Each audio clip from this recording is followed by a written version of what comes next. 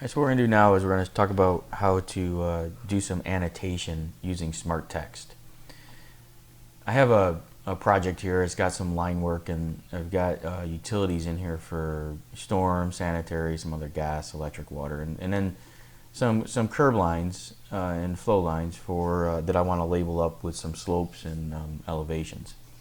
So instead of trying to type in what the elevations are, I'm going to use smart text to actually extract the data from the objects themselves. So it's a couple different ways that we can do this, and there's a lot of settings, a lot of properties that can be applied. We'll start real simple with some basic functionality here. So I'm just going to use a regular text command, and the first thing we'll do is we'll add some grades to our object here, our parking lot. First, we're going to set on a layer called grade text. I'm going to set a style that I have set up, so that's something you want to do is set up a text style.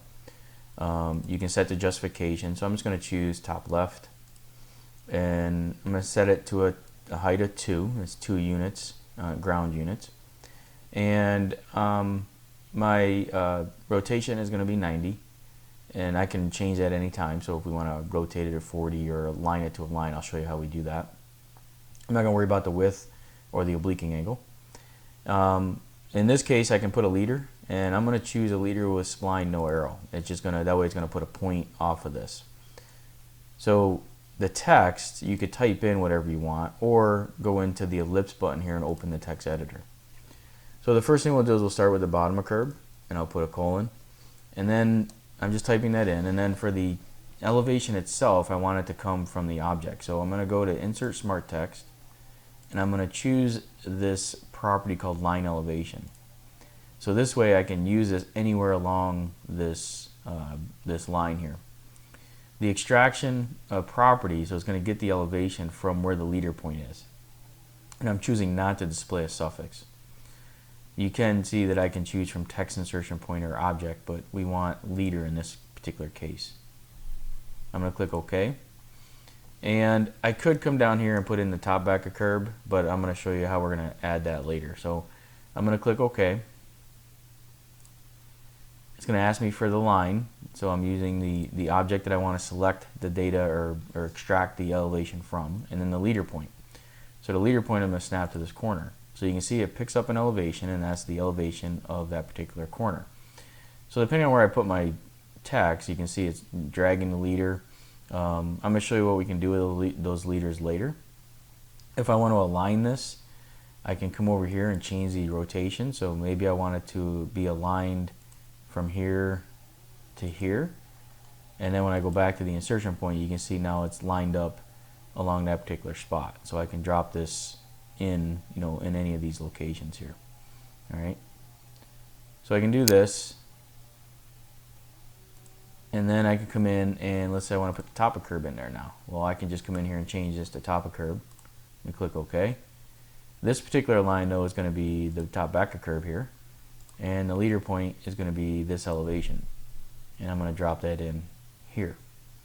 Now if I look at those elevations, more than likely I'm expecting the top back of curb to be a half a foot higher than the base of curb at the bottom of curb, and in this case you can see it's actually not. So the first thing it tells me is something's wrong with my lines. So if I go to my 3D, you can see that one is above the other. You can see that the back one is actually higher or lower than the bottom. So this actually should probably be higher, so to give my half a foot relief there. So if I go back to plan view, what's nice about this is if I close out my text and I pick on this particular line, right click, edit, I can come in here and change the elevation. So because I know the bottom is 451.67 and I know the top should be a half a foot higher, what I'm able to do is actually put in 451.67, and I could do the math in my head, or to be sure I can just hit the plus and do a 0.5. And that's what's nice about Business Center is I can put in expressions within these elevation or property fields over here. So when I tab, you can see it actually does the math, calculates it. When I hit save to adjust that particular vertex, it updates the text. So that's the difference between just plain text and smart text. Its text is actually pulling from an object. So you can see now even my data is properly defined. Okay. So that's just adding spot labels, and I can do that anywhere along the object. So with the same feature, I can add an elevation anywhere along this line. So I'm going to choose text, go back to text. I'm going to choose just top left here. Leave all this the way it is. Actually, let me set this to 45. And I'm going to choose a spline with no arrow. I'm going to choose text. I'm going to put in the line elevation from the leader point. And we'll click OK. It's going to ask me to pick my line.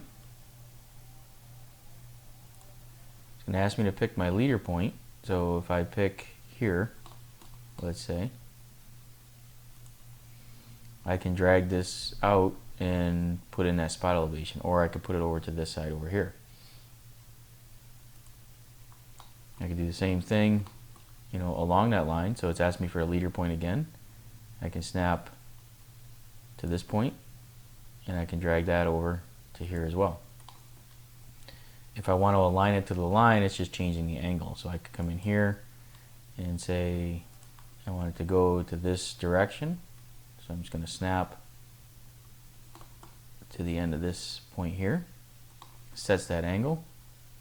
My leader point can be here, and I can drop this guy here.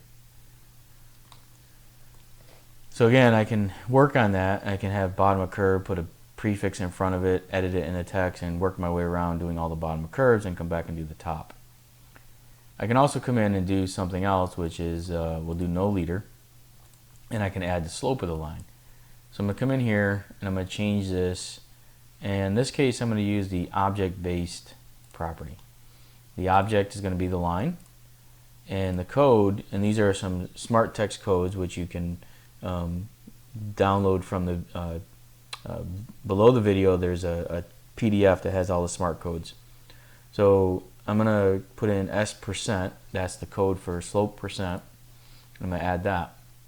I'm going to click OK, and I'm going to change my justification to bottom center. The rotation angle, I'll leave because I want to know what the slope of this is. And my curve line is still here, so that's fine. But you can see now it's asking me for the text insertion point. And when I put this in, it's going to add that slope. You can see as I move my cursor around, it's actually changing as well. So depending where I pick, it's going to add that slope. So here it's -2%. If I come down, I can put another -2. All right, here I can kind of work my way down. Here's a -1.3. Okay. If I want to switch lines, let's say we come down here and we want to label this, I can just change that line. So if I change it to this one, I can see I got 2% here. I got -2% there because it's the direction of the flow line. Okay, so it's the direction that my line is going. So this is going up 2% and this is going down 2%. All right, so it's actually sloping that way. If I want to change the angle, I could come over here, and because I know that that angle is there, if I come in here and hit a +90 in tab, and then come down to here, you can see that it's rotated 90 degrees, and now I can drop in the text along here. So you can see the slope is going along there. So again, just by simply using that, I can add in slope text or elevation text or other properties. So let's go up to here to these storm structures. So I'm going to come over here and I'm going to change this to a different property. Maybe I'm just going to put it on the utility storm. Use the same text style. Bottom center is fine, and rotation angle is going to be here to here, and the text is actually going to be, because I'm using slope, that's fine. I'm going to hold my shift key down, press enter. What I want is the name of the pipe, so I've named it, which I showed earlier. So I'm going to come up and I'm going to grab the name property of the line. I'm going to drop that in. I'm going to put a space, and I also want the segment length. So there is a length option here, which you can extract from the line, but that's going to give you the entire length of the line. So if my line string included this pipe and that pipe and it wasn't broken, it's going to give me the total length. So there's a difference between line length and segment. what I want to actually be able to put in as a code. So I'm going to go object based, and I'm going to choose line, and the code I want is SL for segment length. Again, these codes are all documented in the PDF below the video here. I'm going to click OK, and I'm going to put the foot symbol behind it. Then over here I can put the @ symbol so that it has at the particular slope. So I'm going to click OK. It's going to ask me to pick the line. I'm going to pick this line here, and now you can see that I'm labeling it 15% RCP at 30.9 feet at a -0.5% slope.